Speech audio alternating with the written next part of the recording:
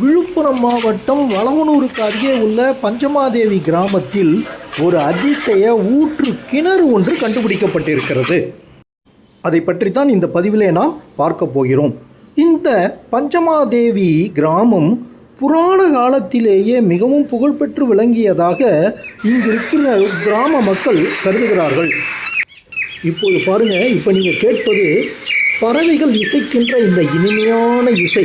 ஆம், பஞ்சமாதேவி அந்த காலத்தில் ஒரு மிகப்பெரிய காடாக இருந்ததாகவும், அப்பொழுது பஞ்ச பாண்டவர்கள் இங்கே தவம் செய்து போருக்கு செல்வதற்கு முன் ஆயுத பலம் வேண்டி ஒரு சிவலிங்கத்தை இங்கே பிரதிஷ்டை செய்து வழிபட்டார்கள் என்று நம்பப்படுகிறது. இவ்வளவு சிறப்பு வாய்ந்த இந்த சிவலிங்கத்திற்காக ஒரு ஆலயத்தை இந்த கிராமத்து மக்கள் கட்டி வருகிறார்கள். ஒவ்வொரு பிரதோஷத்தன்றும் ஆயிரக்கணக்கான கிராமத்து மக்கள் இந்த ஆலயத்திற்கு வந்து வழிபட்டு மகிழ்ச்சியோடு செல்கிறார்கள்.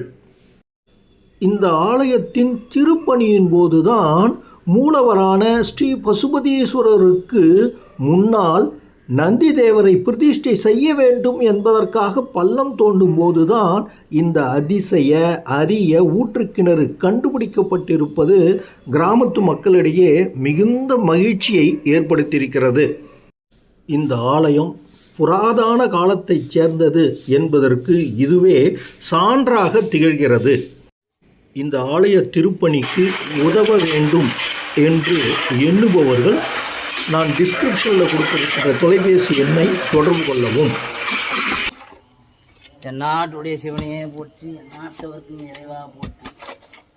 நமது பஞ்சமாதேவி பசுபதீஸ்வரர் ஆலயத்திலே மிக பழமையான பஞ்சபாண்டவர்களால் கட்டப்பட்டு மிகவும் சிதலமடைந்து பிறகு தற்போது தீர்த்த கிணறை கண்டுபிடித்துள்ளார்கள். சிவா திருச்சிற்றம்பலம்.